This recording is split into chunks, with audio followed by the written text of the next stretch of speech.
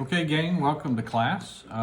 Today I want to get started on talking a little bit about how we got here. In other words, FPGAs and VHDL are a very important language and technology for us for the future and helps us go forward with more complex designs and such. But how did we get here? Why did we go this route? Where did we come from? And so today's discussion is going to be centered around just that.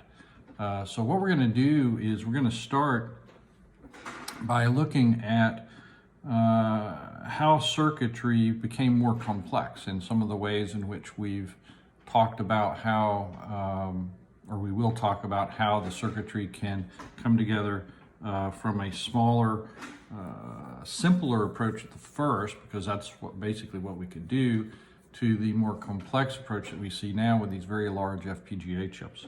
So to start with, what I'm going to do is start us out talking about the SSI. The SSI is basically stands for Small Scale Integrated Circuit.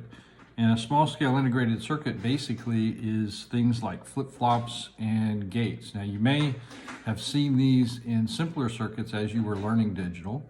In the process of learning digital, we all learned how to use AND gates or NAND gates, some maybe D flip-flops in our designs. And those are really nice when we're learning, but for more complex designs, they really don't help us a lot. They can do what we call glue logic. And glue logic is the idea that you take a design with multiple interfaces and you try to glue them together by putting in an AND gate here or a gate here to change, or an inverter to change the polarity of your signal. So that kind of stuff still happens quite a bit in some designs, but for the most part, we go with larger scale integrated circuits for our designs. So the SSI, you don't see quite as much, except in, like I said before, glue logic on boards.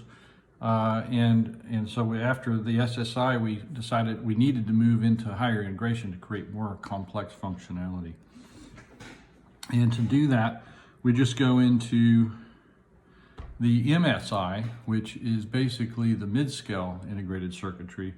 Now, mid-scale integrated circuitry is when we went from the fundamental gates and such and started trying to put even more functionality onto the chips. And those are things like decoders.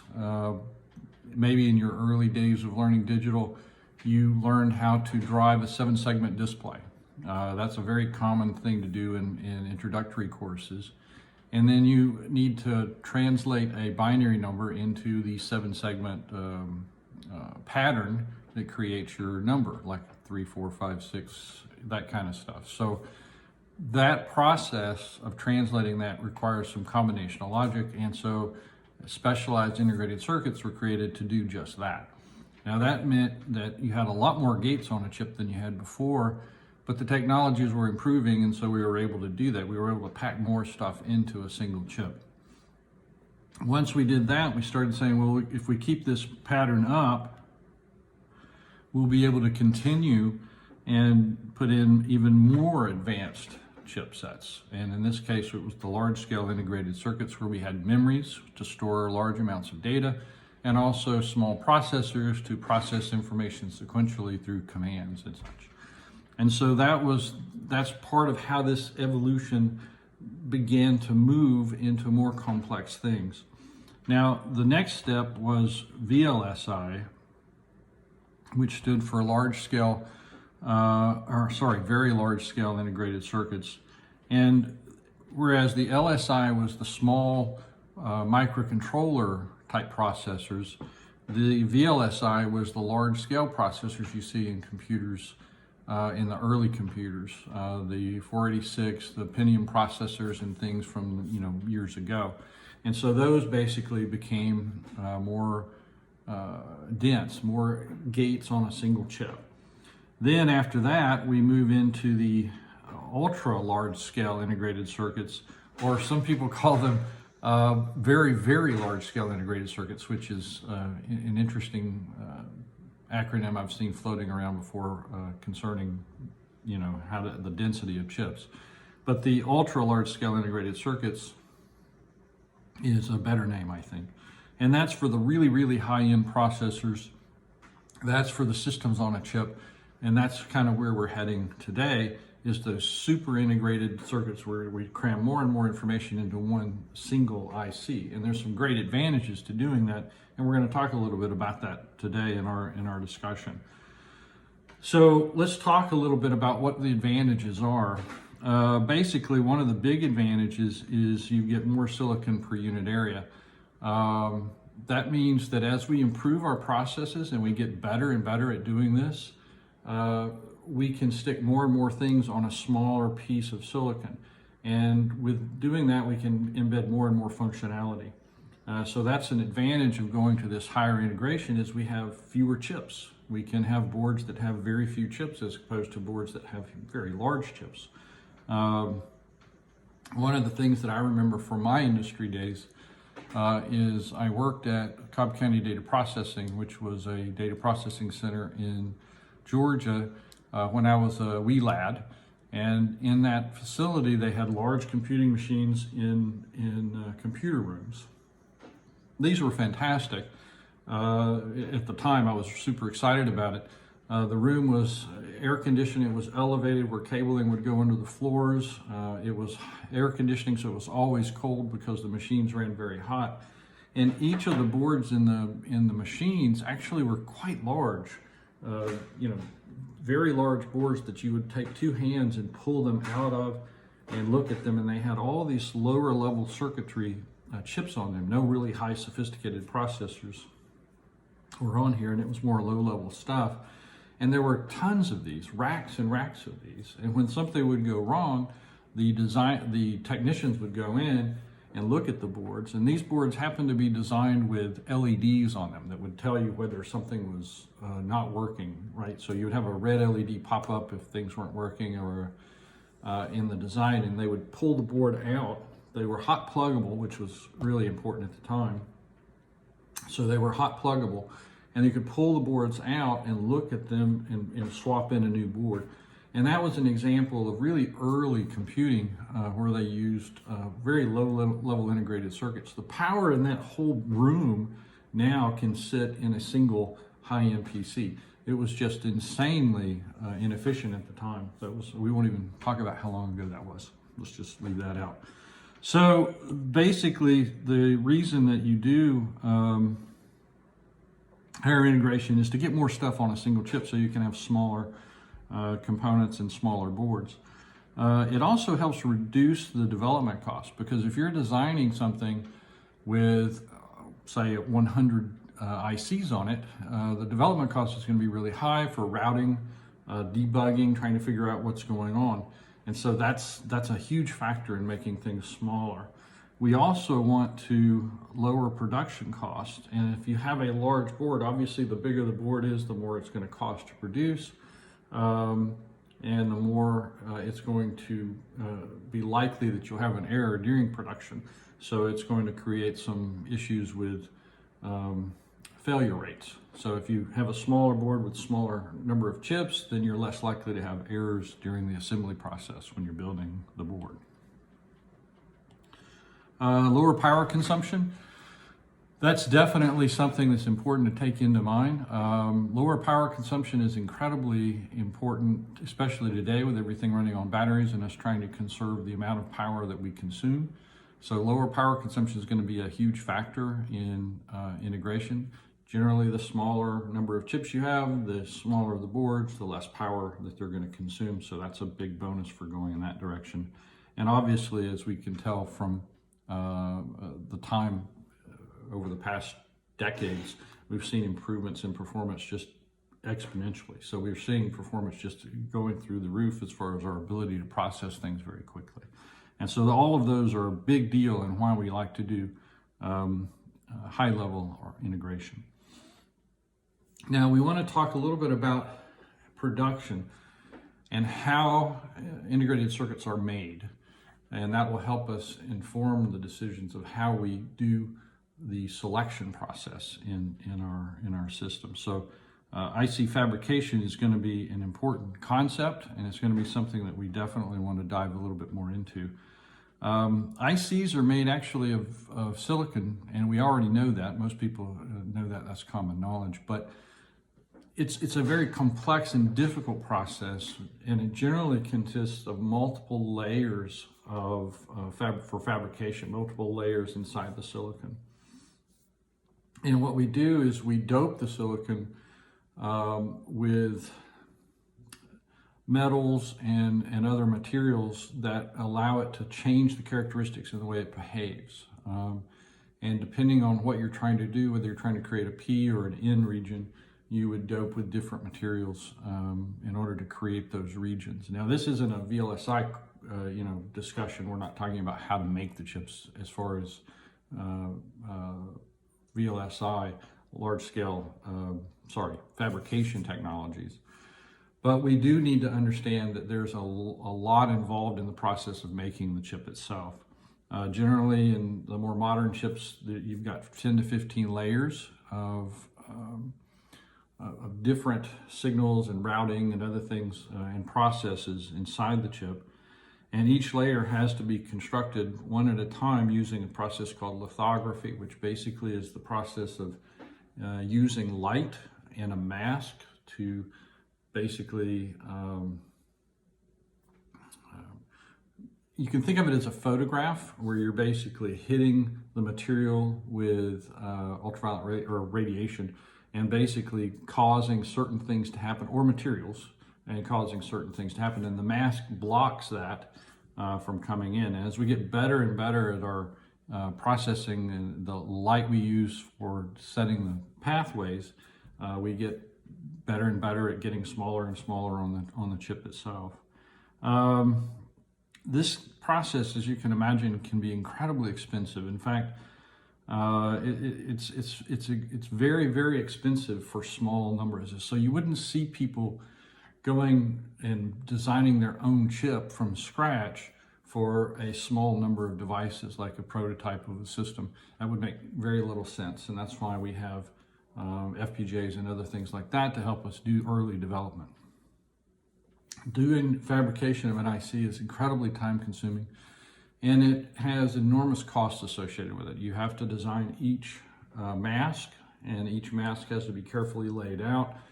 It has to be tested. There's also, during production runs, there's a chance of having a bad batch, or it doesn't always work out. You don't get perfect on everything. You have to run tests on each area of the silicon to make sure that it fabricated properly. So there's a lot involved, and there's a heavy cost up front for doing your own circuit design. So the best way to see how integration has affected electronics is to take a look at some electronics. So what I've done is I've found an ancient piece of equipment, and this is something that goes way back, and I mean way, way back. So you may not even know what this is, but back in the day, we used to do videos, and they were called VHS tapes, okay, VHS tapes, magnetic tapes, all rolled up in a box, and we had these things called VHS players. Now the VHS player, I've got an example right here. This is an old VHS player made by Zenith, and so what I've done is I've taken the top off of the player. This, I can't find a date on it, but I know it's ancient. And I wanted to look at the technology that's being used inside this device so that you can kind of see how we've evolved in technology from the small scale integrated circuits to the mid scale to the, and then we're going to look at another device that goes into the more modern time of higher integration. So we can see that in this example. So let's take a look inside. Okay, so here it is, the inside of the device. Remember I told you this is an old VHS player, and so this is the inner workings of it. The tape cassette comes through the bottom here and then is fed into this big arm here. But what I'm really wanting to point out is the use of MSI technology in this old board.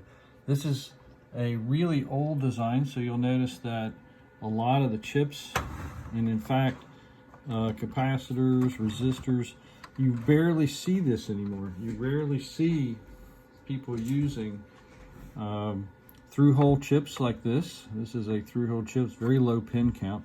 There's some capacitors all in here. You see a whole series of resistors down in here, and these are actually basically routing traces here. They're basically routing signals from one part of the board to the other part of the board over other chips. This is just antiquated, outdated technology that you just don't see that much anymore.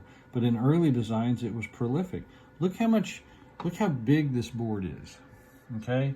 It's massive, and it doesn't need to be but a fraction of that size in reality. So large design boards were necessary when they had SSI and MSI chipsets, because you just couldn't fit it all in a small space. You needed all of this stuff to go in place. So how are we doing today? Well, fast forward a few decades, and then we move into a more modern era. And this is a Raspberry Pi. Now, this isn't even the most recent Raspberry Pi. This is Raspberry Pi 2. And the Raspberry Pi 2 basically has the same kind of chips that are on the later ones. It uses a Broadcom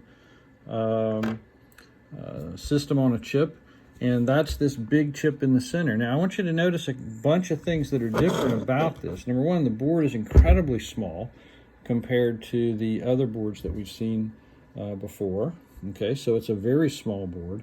But it also has that one giant chip, a couple of chips actually, but the big one in there, the Broadcom one, that's the actual chip that has the controller in it, a graphics controller, as well as your Mace ARM controller chip. And it's surrounded by surface mount resistors and surface mount components. Remember I talked a little bit about we still use glue logic in more modern designs, and you can see that over here. If we look here, there's a small IC. You see that little one right there? That's glue logic more than likely. Maybe an AND gate or some other function that's being used for those small chips. So they're still used in various places, but they don't look anything like they used to. No through-hole technologies at all. So this is an example of why moving from SSI, MSI into the modern era of very large-scale integrated circuits, or VLSI circuits, provides huge benefits. Power consumption goes way down. You can fit everything on a small board. This thing is way more powerful than is necessary to drive that old VHS player. So you've got more power here than you possibly would need for that, and you saw how big that chip or that board was. So this is a good example of where these technologies have improved over the years. Okay, now it's time to talk a little bit about programmable device technology classification. There's lots of different ways in order for us to create hardware that we can program and make it do what we want it to do. Even back in the early days when we used MSI chipsets, you could get away with doing your own simple programmable logic by using a device as simple as a multiplexer. So multiplexers could be used for simple programmable logic early on. In order to get more complex than that, because all a multiplexer could really do is do combinational logic, basic AND and OR gate stuff. And we're going to talk more about that later when we start discussing lookup tables, because that's basically all a lookup table in an FPGA is a multiplexer. So we're going to talk more about that in future videos. But for now, recognize that even in the early days, we had programmable logic, but it was programmed in a very unusual way. We needed more functionality in our programmable logic, and so in the 70s, early 70s, they started developing these things called PALs, or programmable array logic.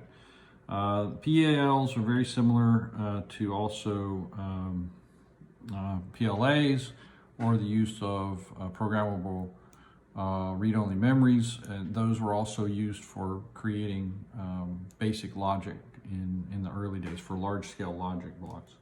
PAL and PLAs used a concept where you can pretty much describe any digital design, any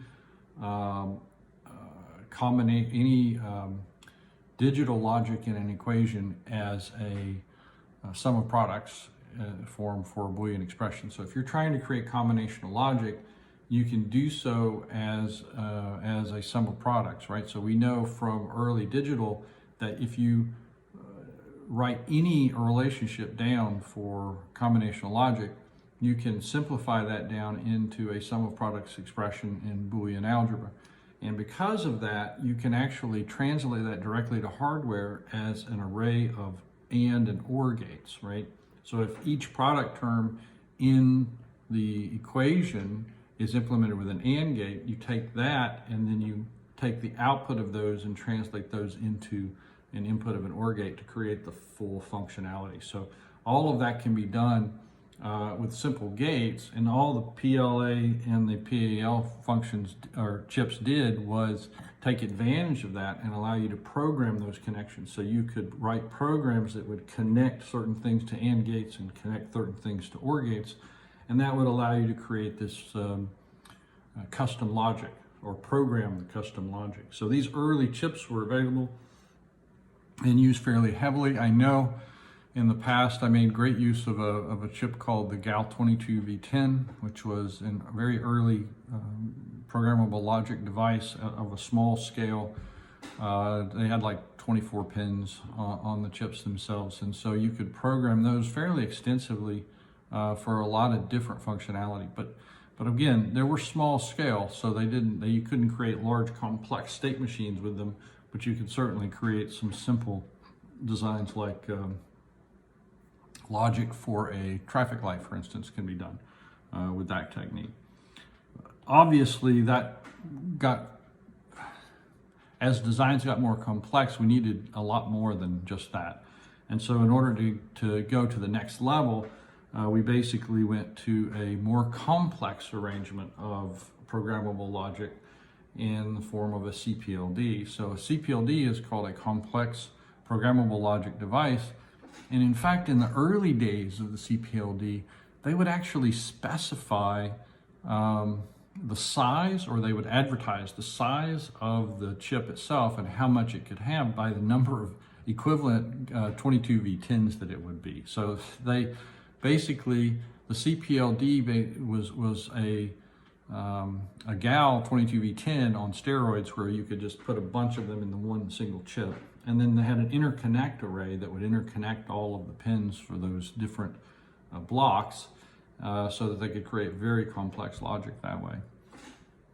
So the CPLDs and the FPGAs started to take hold. So the FPGA went the next step further, and the FPGA provided even more dramatic storage ability with lots more logic being programmed inside the device itself, as opposed to typically a CPLD would, and that provided enormous benefits. Now there's advantages and disadvantages of using CPLDs and FPGAs. Their internal structures are incredibly different, and we're going to talk more about that in future videos of how different they are. So what makes a CPLD different from an FPGA, and why are they so different? And so we're going to address that in the future. The next classification of creating programmable logic is the idea of using a gate array ASIC. Now, we talked about the ASICs, or application-specific IC, or integrated circuit, as being something very expensive, because you have to fabricate that by creating masks, and those masks are used to create multiple layers in a silicon wafer to create functionality you're looking for. It's very expensive, very difficult to do. And because of that, a technology was adopted, like the gate array technology, which basically, the whole purpose of the gate array technology was to provide a pre-made layer of resources. Okay, so the idea is, I'm going to go ahead and make the first 10 layers for you. And in those 10 layers, I'm going to provide all this functionality you can choose from, sort of like an FPGA or a CPLD does, because in an FPGA or CPLD, they provide basic resources for you to use, building blocks, and then you interconnect them when you program it. Same thing goes with the gate array ASIC. They provide these basic necessity, or not necessities, but basic blocks inside the silicon, maybe up to 10 to 12 layers already, and then you program the chip, program the chip by going in and laying the last layers on the chip. So you really only have to make the last layers of masks for the chip and fabricate it that way. Now, of course, there's going to be expensive fabrication, but nothing as expensive as going from a full custom ASIC, which is everything just fully custom. And so this is commonly used to keep the production cost down for an ASIC, but you still have the performance advantages of an ASIC. There are, limitations. Obviously, if you pre-make the silicon with these functions and you don't use them, you're wasting some resources on them. And also there's some routing issues with routing from one block to the other. So you definitely want to make sure that that's taken into account. So that's sort of the programmable ASIC idea. And then you've got a standard cell ASIC, which gives you far more control in the sense that they've predefined blocks in the silicon design, but they're not programmed on the chip yet. In other words, you use a preset of blocks and libraries to program the chip itself and make it do the functionality you're looking for. And so that's kind of a neat thing. You still build all the layers, all 15 layers from scratch, but you have a predefined library that you're not going from scratch, laying down transistors in gates and that kind of stuff. You're actually laying down functional blocks that have been pre-designed for silicon, and therefore you just have to focus on the top layers. And so that's what we call a standard cell ASIC, because standard cells that you can use, and then you interconnect those. And then the last one is, of course, a fully custom ASIC. Now, the fully custom ASIC is fully custom. That means you're just going from scratch. That just isn't done very much, honestly, because it takes enormous amounts of time and effort unless you're doing something just cutting edge, new, and never been done before. You would probably end up going with a standard cell or a gate array ASIC if you're going to be creating a programmable, your own design. So that, in a nutshell, is the idea of creating your own custom chip, or the programming of your own custom chip. Let's talk a little bit about how to pick which way to go, because as an engineer, you are going to be in charge of designing the chip, and you are going to be in charge of deciding which way to go. And there are some good rules or of thumb that you can use to decide which way to go on whether you want to use an ASIC or whether you want to use an FPGA or a CPLD. The first is area. In other words, when you're trying to select a device for your system, the area that it takes up is incredibly important. You don't want any wasted resources, right? So if you're trying your design, you want to get in as small a chip as possible. So you've got this grand design that you're trying to implement. You want to get it into as small an IC as possible. And for to do that, you need to make sure that you can reduce the amount of area that it takes up on the chip. So design density is going to be very important. Speed is another criteria that you're going to use to select which way to go. On almost all fronts, an ASIC is going to be better as far as the speed is concerned, because you have full control, or almost full control, over the layout. So the ASICs will tend to win in speed, although that doesn't mean the FPGAs aren't fast. They are fast and they can do a lot of high-speed processing. It's just, if you're really comparing them together, the ASICs will perform better. Power consumption will also be better generally with the ASICs, because you have full control over what is laid out in the silicon. Product life cycle is going to be one of the big important things when you're trying to decide which way to go with what chip to pick. Product life cycle just depends on how long you plan your device to go. I mean, are you planning on this device to be in production for 10 years or 20 years? In that case, an ASIC would be better, because it's, in the long run, it's going to cost a lot less per unit to produce an ASIC. But if your design cycle is only, you see this product maybe lasting, or this design lasting for 2, 3, 4 years, FPGAs are going to beat it like heck, because heck, the development time for your own ASIC is going to be quite long. So it's going to cut into that time frame as it is.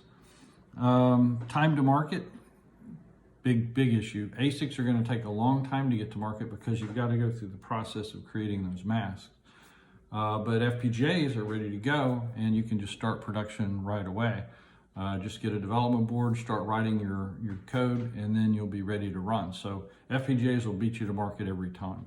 ASICs, that takes some time, but again, it's a balance between how long you think this product's going to be out there and the number of products that you're going to be producing with it. So production costs are the biggest issue, I think, with making the selection and understanding which way to go.